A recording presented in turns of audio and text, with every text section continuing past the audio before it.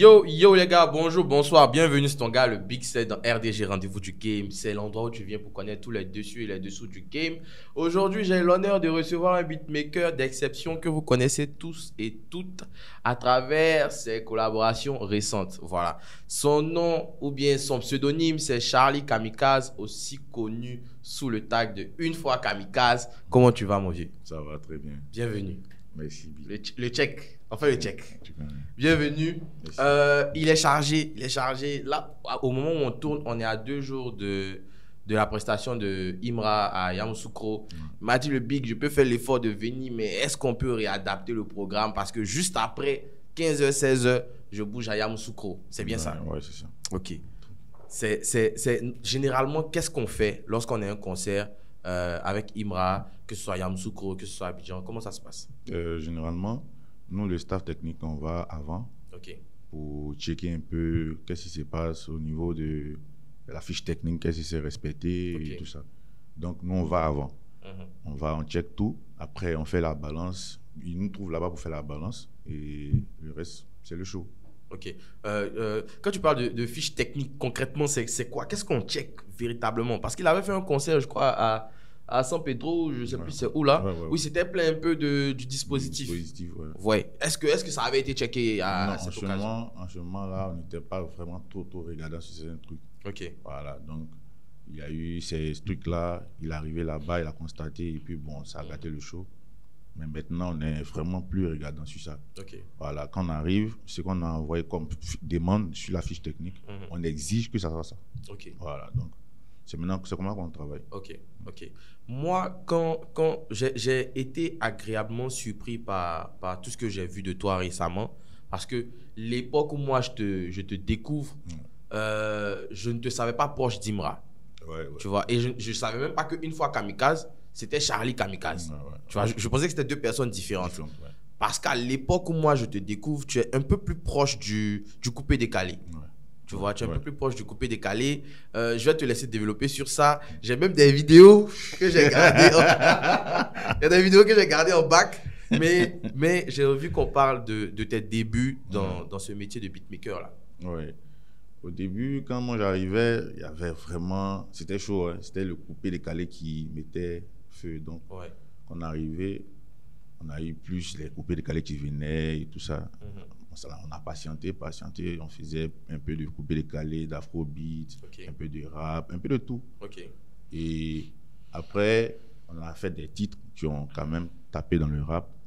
Et c'est là qu'on a commencé à recevoir beaucoup de personnes qui faisaient du rap. Je me rappelle d'artistes comme Nour. Voilà. Nour. Après, il y a eu l'époque qui kiffe nos beats. À un moment, j'ai fait quoi? Et puis, moi, j'ai fait quoi, c'est toi? Ouais. Ah ouais, ok. En fait, c'est important de dire les noms. C'est important de dire les noms, c'est important de dire les titres. Donc, si tu as d'autres noms, vas-y, tu vois, parce que c'est comme ça qu'on va se rafraîchir un peu la mémoire. Il y a eu cette époque-là où on faisait un peu de tout quand même. Voilà. Mais on nous connaissait un peu dans le truc du coupé-décalé. Des trucs comme ça. Ok. Est-ce que tu te rappelles de la première prod que tu places et de l'artiste? Si c'est trop loin. C'est trop loin. Si c'est trop loin, du premier placement qui t'a fait ouais. Le premier placement même qui a vraiment changé les choses, je pense que c'était nous.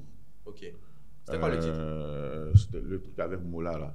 Ok. Il faut que je retrouve le titre aussi, attends. Ils avaient fait un truc avec Mola. Je pense que c'est ce truc-là qui... Et j'avais enregistré aussi, Nour, sur un beat de BI avec Elon. Ok. C'était qui t'a dit le titre? Ouais, qui t'a dit. De Mola là. De Mola là, voilà. Mola, qui t'a dit. Voilà. Ce truc-là, quand même, ça a mis un peu de lumière sur moi. Et après, il a commencé à avoir d'autres personnes qui venaient. Tu t'as fait dans quel studio à cette époque? À la SIAD. Ok. J'étais à la SIAD, à la Riviera, là. C'est là-bas que beaucoup savaient que j'étais. Ok. Je demande parce que je sais peut-être que je mélange les personnes, mais j'ai l'impression qu'à un certain moment, tu intervenais aussi dans le studio de Beno, non? Non, j'ai pas travaillé. Ok, c'est que je confonds les personnes. Ok, donc à l'époque, tu t'essayes tu produis du coupé-décalé, tu produis du rap ivoire. Il y a même un son de No où type de prod que vous avez nommé, c'était Zouglou Trap. Zouglou Trap, ouais. Zouglou Trap. C'était quoi la tentative de ça? Qu'est-ce qu'on voulait faire? On essayait de colorer. Parce qu'en ce moment-là, le rap pur et dur, là, c'était un peu compliqué quand même. Voilà. Ceux qui arrivaient à tenir dedans, c'était des gars qui étaient visionnaires quand même.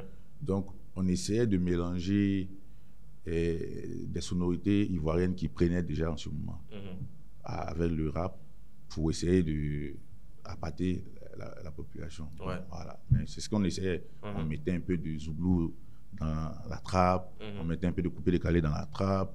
On essayait vraiment de créer un truc qui va intéresser les gens. Ok, ouais, je comprends. C'est la période Kiff No Beat, tout ça, tout ça. Voilà. Ouais. Comment tu te formes au métier de beatmaking? Est-ce que tu fais l'INSAC ou tu fais l'INSAC? Moi, j'ai fait l'université de Cocody, musique et musicologie. Voilà. Avant ça, j'avais déjà commencé à toucher à la musique, au piano et autres. Mais après, je suis parti à l'université en musique et musicologie. À quel moment tu installes? C'est FL Studio que tu utilises? Ouais. À quel moment tu installes FL Studio? En vrai, moi, je suis arrivé, on peut dire que par hasard, cette histoire de FL Studio, moi, j'étais plus dans les histoires de DJ, virtual DJ, les trucs comme ça. Voilà, c'était mon kiff. Tu vois, donc, j'ai dit à un cousin, tu vas aussi bien, là, télécharge-moi la nouvelle version de Virtual DJ. Et il est parti, il a cherché, il n'a pas eu. Donc, il a vu un truc qui parle de musique, il a téléchargé, il m'a envoyé. Il dit, ça doit t'intéresser parce que c'est un truc qui parle de musique. C'est là que je découvre FL Studio. C'est qui ce cousin? Est-ce que tu peux nommer ce cousin-là? Il faut qu'on lui donne ses fleurs. parce qu'il nous a aidés. Oufoué. Ok. Big up le cousin de Charlie Kamikaze. Merci de t'être trompé, pardon. Et d'avoir ramené FL Studio. Donc il ramène FL Studio. Tu connais pas le logiciel? Je connais pas le logiciel, c'est en anglais. Il installe, je suis là, il me dit, mais c'est quoi ce truc? Jusqu'à ce que là, pendant une semaine, il ne sait même pas comment avancer dans le truc. Après, j'ai mis un CD quelque part là-bas, bien déposé. C'est pendant la crise où il y a eu les universités qui étaient fermées là. Crise 2010? 2010, les universités étaient fermées. Bon, on ne partait plus à l'école. J'ai dit, bon, ok. Je suis allé découvrir le CD, j'ai réinstallé le truc. J'ai commencé à regarder des vidéos sur YouTube pour voir comment ça fonctionne. C'est là que j'ai commencé à me donner au truc. Donc, tu commences à apprendre de toi-même, mais tu as déjà un background de musicien. Et puis, tu commences à faire ça. À l'époque, tu n'as pas encore de studio? Non. À l'époque, tu n'as pas encore de studio. Comment le studio vient? C'est quoi la ressource financière qui permet de... Au début, on partait payer les séances dans les studios pour travailler. C'est comme ça que j'ai connu même Defty, parce qu'il partait payer des séances à Yopougon, dans un studio où il était, pour travailler. Donc, au fur et à mesure, j'ai vu que là, c'est un truc, si je me concentre dessus, là, ça peut devenir un bon deal. Et là, j'ai vu un ami, qui est mon grand frère, il a dit, faut voir ce truc-là, parce que ça peut être un bon deal. Il dit, après, on voit ça. Et quand il a compris que c'était bon, il m'a appelé, il m'a dit, faut chercher un coin, on va faire le studio. C'est comme ça qu'on a installé le premier studio qui est à la SIAD. C'est comme ça. Ok, d'accord. Merci aussi au grand frère. Merci, c'est important. Tu as participé à la culture. C'est quoi avant cette époque qu'on vit actuellement là, c'est quoi le son dont tu es le plus fier que tu as produit? Il y a beaucoup de sons. Moi en Top vrai, 3. En vrai, quand j'écoute, j'ai fini de faire un son, j'écoute comme un fan. C'est comme ça. Je kiffe moi-même aussi. Donc, généralement, je suis fier de toutes les chansons que je produis. Voilà. Pas vraiment de préférence particulière. Pas de préférence. Voilà. Ok, tu es un politicien, je vois un peu. Ok. Du coup, là, c'est la période Charlie Kamikaze. Charlie Kamikaze. Il y a une période, une fois Kamikaze. Qu'est-ce qui s'est passé? Qu'est-ce qui s'est passé? Bon, on arrive à une fois Kamikaze comme moi. J'ai, après la SIAD, ouvert un autre studio à Fekese. Donc, quand j'ai posté qu'il y a un nouveau studio et tout ça, il y a Nour qui m'a dit, Camille, je viens te saluer. Et c'est comme ça qu'il est venu avec Imra. Et après, je pense qu'ils avaient un truc, ils avaient un feat ensemble là. C'est quelle année ça? 2023. 2023, ok. 2023, ils avaient un feat ensemble. Et c'est comme ça qu'il est venu. Je sais pas, on nous a posé un truc. Et après, il m'a rappelé qu'il veut poser aussi un truc. Voilà. Et il a commencé à venir au studio. Ok. Un son, 2 sons, 3 sons, 4 sons. Après, bon, c'est devenu la collaboration que vous voyez. Là. Ouais. C'est comme ça. Ok. Et est-ce que c'est prémédité le tag qu'on entend sur les sons là, le une fois à Kamikaze, est-ce que c'est quelque chose qui est prévu ou bien comment ça arrive ça, moi ça m'intéresse. On enregistrait plusieurs chansons. Ouais. Donc, il y avait un tag que j'utilisais beaucoup quand je mixe quelque chose, je mixe un projet, je mixe et masterise un projet, j'enregistre. J'utilisais ça. Ok. Sur ces sons aussi et tout. Donc là, il était déjà dans une gamme. À chaque fois qu'il utilisait ça, il voit que... C'est quoi le tag? C'est This is mixed by Charlie Kamikaze. Faut dire les choses. C'est ça. C'est important. Tu entends ça dans certaines chansons, voilà, solo et autres. Ouais. Tu entends ça. Je pense beaucoup dans Jeune Riche. Jeune Riche, ouais. Donc, il m'a dit, mais Camille, est-ce qu'il faisait un tag que tu vas utiliser dans mes trucs? À la base, c'était pour ça. C'était pour que j'utilise ce tag-là pour lui, ses chansons. Ok. Donc, il dit, ok, fait. Il m'a proposé le truc. J'ai commencé à l'utiliser. Et puis, bon, après, j'ai aimé aussi parce que ça donne une certaine tension à la chanson au début déjà, quand ça commence. Une fois, quand même. Direct. Donc, j'ai aimé, j'ai commencé à utiliser ça. J'ai dit, bon, au lieu de chaque fois, les gens ne savent pas si c'est la même personne. Donc, j'ai commencé à utiliser ça comme ça sur tous les projets que j'ai fait. J'ai envie qu'on parle d'anecdotes, tu vois. J'ai envie que tu nourrisses ce RDG d'anecdotes. Et j'ai envie qu'on parle de Big Akafo Akake, l'enregistrement de ce son-là. Comment Ibra vient au studio pour faire ça? Vas-y. Généralement, Ibra, il vient tardivement. Okay. C'est le gars, il s'amène toujours au studio à 2 heures. Ok. 2 heures, 1 heure. Voilà, ça, c'est 16 heures, ça. Mais pour Big Akafo, il m'a appelé vers 16 heures. Quand il dit où, il dit, ouais, je suis au studio. Il dit, viens. Tu viens à l'heure là. Je ne sais pas, mais il vient faire quoi même. Elle est venue à 16h, Imra au studio. Il gare sa voiture comme ça. Ça correspond à l'heure de sortie d'une école qui est juste en face du studio. Okay. Les gens remarquent en même temps que c'est Imra. Ah ouais, c'est vrai. D'habitude, il vient à 2h. Il vient à 2h, il n'y a pas de problème. Mais le jour là, devant le studio, c'était le meute. Et heureusement qu'il est venu avec quand même beaucoup de gars de corps, de gars de sécurité. Donc ils ont pu continuer le truc. Il est rentré dans le studio, il est parti, c'est pour. Il est venu, on a commencé à écouter les prods parce qu'on devait vraiment aller vite. Et il a choisi un truc. Il est rentré dessus. Ok. Il a fait le son rapidement, hein, de 16h jusqu'à 23h. Il a fini de chanter. Il est fini, il est mixé, il est masterisé. Il a posté le truc. Vite fait. Ouais, vite fait. Est-ce que, à l'instant où il est en train d'enregistrer, est-ce qu'il y a des parties déjà qui te font peut-être que ça a marché, ou bien c'est vraiment après quand le truc sort que tu consommes le son? Là, avec Imra là, tu sais jamais vraiment ce qui va marcher. Tu vois, au début, tu vois, quand on enregistrait les sons comme solo, ça c'est des chansons qu'il avait enregistrées il y a longtemps. Après, lui-même qui ne fait pas le truc, il a laissé ça en stand-by. Des mois après, il revient sur le projet. Tu vois un peu, non? Donc, c'est comme ça, lui, il fonctionne. Ok.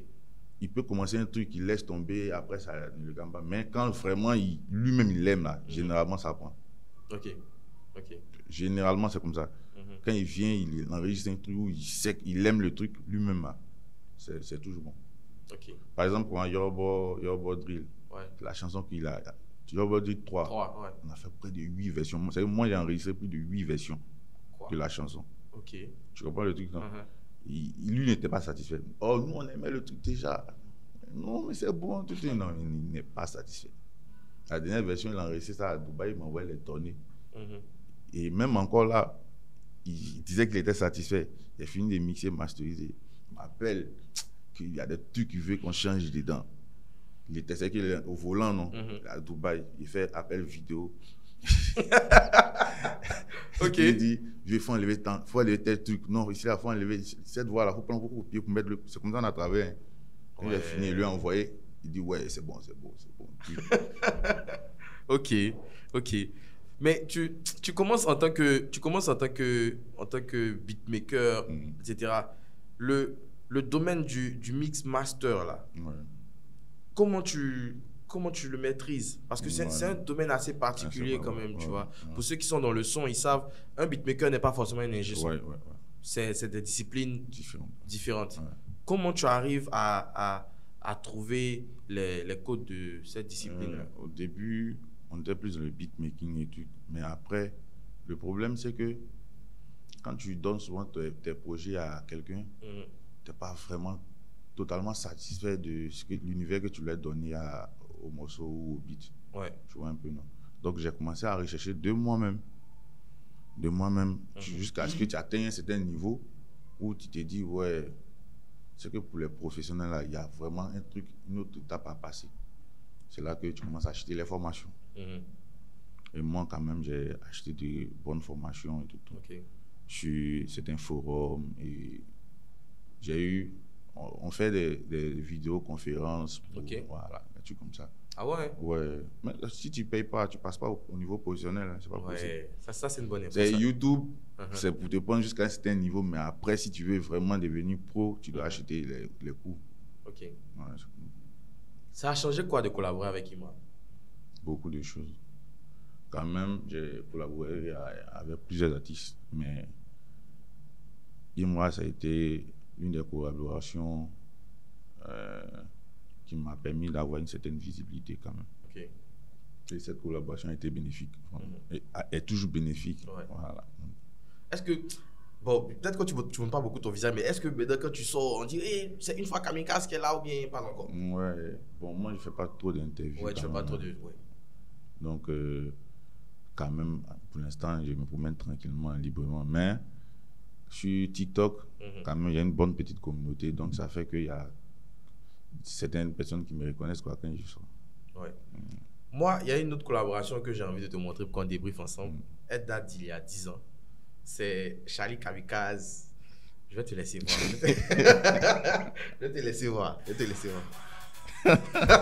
Je pense que tu as compris. Je pense que tu as compris. Voilà, c'est la vidéo qui est là. Ouais. Ça, c'est le son de l'arrangeur Charlie Kamikaze. Écoutez, LG, écoutez. Ouais. Dans la vie, c'est une seule personne qui Bon, tue les toi, tu connais le son, on n'a pas besoin de continuer. Est-ce que tu peux expliquer pour les autres, c'est quoi ce son-là? C'est ton histoire. Tu vois, c'est ton histoire. Tu vois, dans l'étape de tout arrangeur, là, souvent, tu vois, quand tu es au calme, tu veux essayer de chanter aussi. Ouais. Tu veux, voilà. Donc là, c'était un truc juste pour s'amuser. Okay. Avec un gars, on devait sortir le soir, aller dans une soirée. Donc, on a décidé de faire ça pour s'amuser en tout cas. Okay.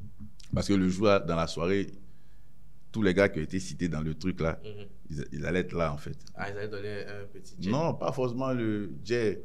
Genre, c'était vieux quand genre, les vieilles personnes qui étaient. Ouais. On a cité quelques noms, des artistes qui étaient là en ce moment. Ah ouais? Donc, en gros, quoi, c'était un clash en fait? Pas vraiment clash, mais c'était un truc pour s'amuser en tout cas. On a balancé, quand même, ça a tourné. Ouais. Ça a tourné. Ça a vraiment tourné. Moi, j'avais vu ça. C'est pour ça que je peux aller chercher vos trucs. Ça a vraiment tourné. Moi-même, ça m'a surpris. On a fait le truc, on a posté. Wow, ça a tourné. Tu vas ici, ça joue. Tu vas ici, ça joue. Maintenant, après, là, il y a des gars qui viennent derrière. Quand les sons commencent à prendre comme ça, il y a des gens qui veulent produire, les trucs comme ça. Donc, il y a un gars qui est venu, Guizo Bouem, en ce temps-là, qui dit qu'il voulait produire le truc. Il est venu, il m'a dit, ouais, on fait comment?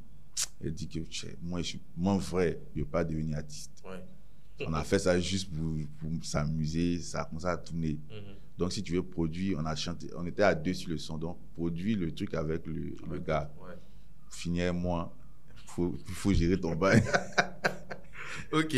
Encaisser mon jet derrière et sauter. Si elle m'assoit au studio, c'est mieux. Tranquille. Ok. Ça fait plus de 10 ans que tu regardes ce game-là. Je pense que tu as littéralement vu l'ascension du rap ivoire. Ouais. Qu'est-ce que tu penses de l'époque qu'on vit actuellement? Là, les gars, ils ont bataillé pour qu'on atteigne cette étape-là. Mais je pense qu'on peut encore faire plus. Voilà. Parce qu'il y a une nouvelle génération qui est là. c'est des gens qui sont sensibles au rap, qui sont nés dans l'époque où le rap se cherchait pour s'imposer, tu vois un peu. Donc je pense qu'on est là, ça sera là pour vraiment longtemps. C'est pas un truc qui est passager. C'est pas arrivé de nulle part, genre un truc de mode. Non.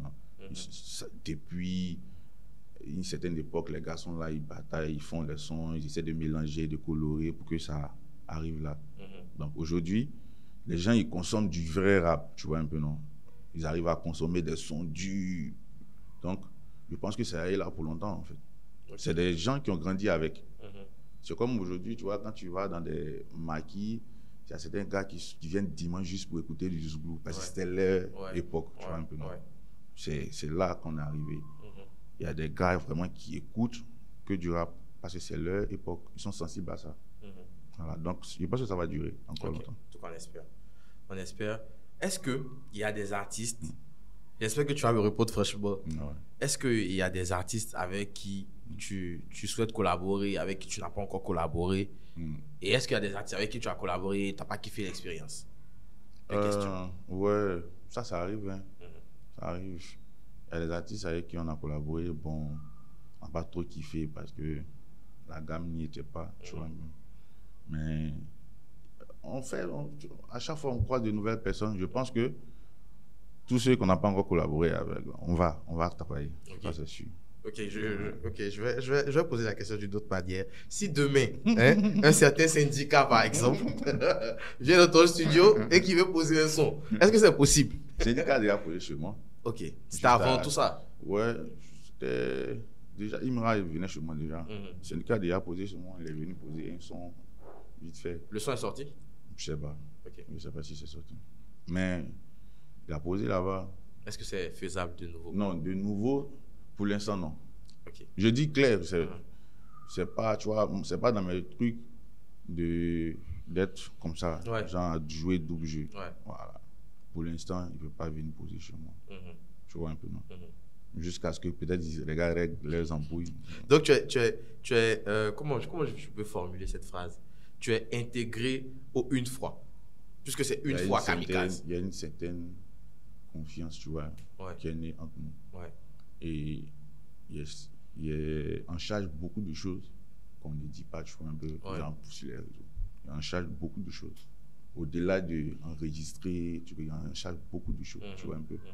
Donc, pour avoir ça comme taf dans le truc, il faut vraiment quand même que tu sois un gars de confiance, vraiment. Bon, alors là, c'est pas comme c'est la guerre, non, mais chacun se méfie quand même de l'autre. Donc, tu vas pas venir, elle, là, tu es ici, tu es avec, tu vois. Voilà, j'évite ça, c'est tout. Ok. Est-ce qu'il y a des jeunes beatmakers qui te tapent dans l'œil là actuellement, dont tu vois le taf et puis tu es un peu content de ce qu'ils font? Oui, maintenant, à Abidjan, il y a de très bons beatmakers. Il y a vraiment de très bons beatmakers. Il y a le gars là, Dr BPM. Il fait du très bon taf. Très lourd. Il y a Macabel aussi. Tu vois, les slides. C'est les gars, quand j'écoute, les gars taffent trop bien. Tu vois un peu. C'est une bonne génération. Je pense que ceux-là vont permettre à la musique ivoirienne d'aller encore plus loin. Tu vois, quand tu es vieux père, tu as venu te jouer tu as regardé les gars, tu es jalouse. Oh, les gars font du bon taf. Tu vois un peu, non? Faut écouter, ça te permet de te réactualiser aussi. Voilà, c'est comme ça. Moi, j'aime quand même ces trois gars qui ont cité. J'aime vraiment leur production. C'est quoi qu'il faut à un gars qui a envie d'être beatmaker à Abidjan, qui vient installer, qui a envoyé son frère au cyber, qui lui a ramené un CD de FS Studio, qui veut aussi devenir beatmaker comme toi? Il lui faut quoi en 2025 pour réaliser son rêve? La patience. Ok. Il faut la patience. Parce que là, il y a beaucoup qui regardent 2 ou 3 tutos sans installer un studio. Ça devient compliqué. Quand après, tu commences à ne plus faire de nouvelles choses, c'est les 2-3 tutos, ce que tu as appris c'est ça, tu te limites à ça. Tu vois un peu. Or, si tu es patient, tu peux apprendre de nouvelles choses, te perfectionner, tu vois un peu, non? Donc, moi, c'est toujours quand les gens me contactent, non, je veux apprendre, je veux tout. Ok, mais est-ce que tu es patient? Mais c'est ça. Il faut avoir la patience pour pouvoir apprendre. Parce que, et d'autres ne veulent même pas avoir de base de musique. Tu comprends le truc? Ça veut dire quoi? Il peut faire ses prods, te proposer, tu vas chanter. Mais si tu as une chanson que tu viens lui dire, fais-moi la prod, ça sera vraiment compliqué pour lui. Ouais, je vois. Ouais. Quand c'est comme ça, c'est pas bon. Donc, tu es obligé d'avoir un peu une base de musique, ça te permet de pouvoir t'adapter à certains projets. Moi, quand même, c'est pas seulement que du rap que je fais.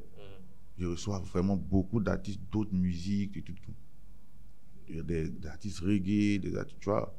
Pourquoi? Parce qu'il y a une base de musique. Et si un reggaeman vient, il vient sa chanson, je compose sa musique. Un gars de gospel vient, il compose sa musique, tu vois un peu, non? Donc, c'est la patience pour apprendre, c'est tout. Est-ce que tu as parlé d'autres genres de musique avec qui tu taffes? Est-ce que justement cette proximité que tu as avec Imra là, ne masque pas ça?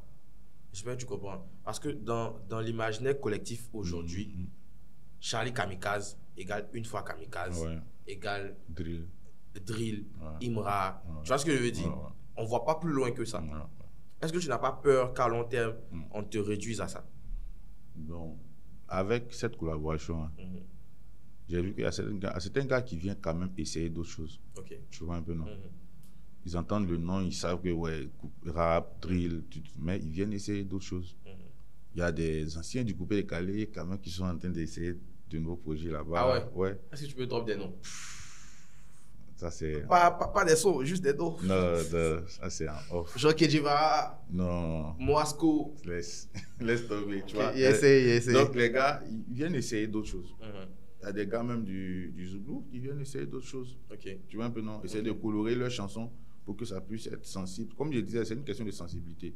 Ils savent que le Zouglou, d'antan, avec les tam-tam et trucs, ça n'a vraiment pas parlé à cette nouvelle génération.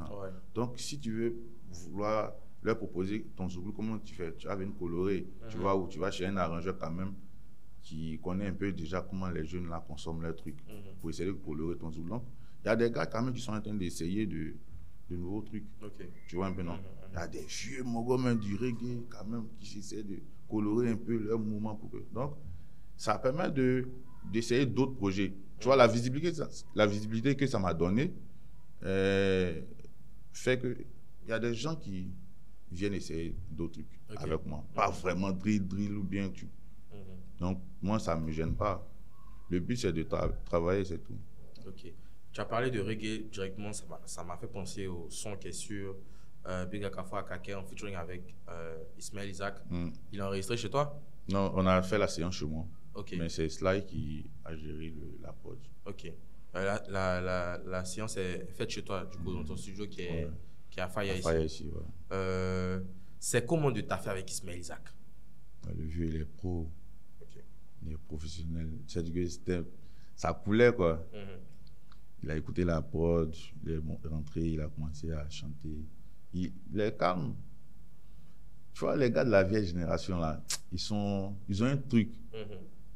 Ils sont calmes. Tu vois, ils prennent les trucs pas à pas. J'ai aimé quand même leur séance. C'était bien. Il est pro. Moi, je pense que j'ai fait le tour de mes questions. Est-ce que il y a un sujet que toi tu voulais aborder? Si oui, c'est le moment d'en parler. Là maintenant. Bon les gars, laissez les histoires de lui a fait quoi, lui n'a pas fait quoi, tu vas laisser ça, tu vois. Avant là, si on le demandait à quelqu'un, fais un flop, fais un classement, il n'allait même pas citer mon nom. Tu vois un peu. Donc moi je prends ça comme vraiment le travail commence à porter, tu vois un peu. C'est comme ça que moi je prends les choses. Donc, désamorcer les choses, il n'y a vraiment pas d'animosité. C'est mon gars. On se voit chaque matin. Il n'y a vraiment pas d'animosité. Laissez tomber les trucs, avançons. Tout ce qu'on fait là, c'est pour la musique. Voilà. Après, demain, quand tu seras vieux, tu vas te jouer les babachets, si tu expliques à tes enfants, on a fait tel truc, c'est tout. Mais après, moi, je vais te poser une solution. Est-ce que tu ne fais pas un mix de tes deux tags, c'est-à-dire l'ancien tag This is Mixed by Charlie Kamikaze et Une fois Kamikaze, pour que ça donne This is Mixed by Une fois Kamikaze? Mon tag même qui a le plus pris, c'est même pas Une fois Kamikaze, c'est pas Charlie Kamikaze en début. Il y avait un tag avant, quand il faisait les enregistrements, c'était Charlie Kamikaze Pace. T'es quoi, ça là. vieux? Tu vois ça? Je vois très bien. C'est tout là. Quand tu vas sur SoundCloud, tu vas entendre ça sur la chanson de tout le monde. Ouais. Tous les gars qui chantaient en ce moment sur SoundCloud, tu entends ça. Ouais. Mais tu peux même pas t'imaginer que c'était moi ça. Ouais. Il y a des gars qui pensaient que c'était un site sur lequel les gars partaient prendre les beats et Ouais. tout. Tu vois, donc ça n'a pas commencé aujourd'hui, tu vois. Le reste, ça c'est les discours pour rien. C'est rien. Devient un obstacle quand t'as lu. Non, c'est pas obstacle, c'est mon frère. Ok, merci beaucoup, Charlie, d'être passé. Bon conseil. Merci beaucoup.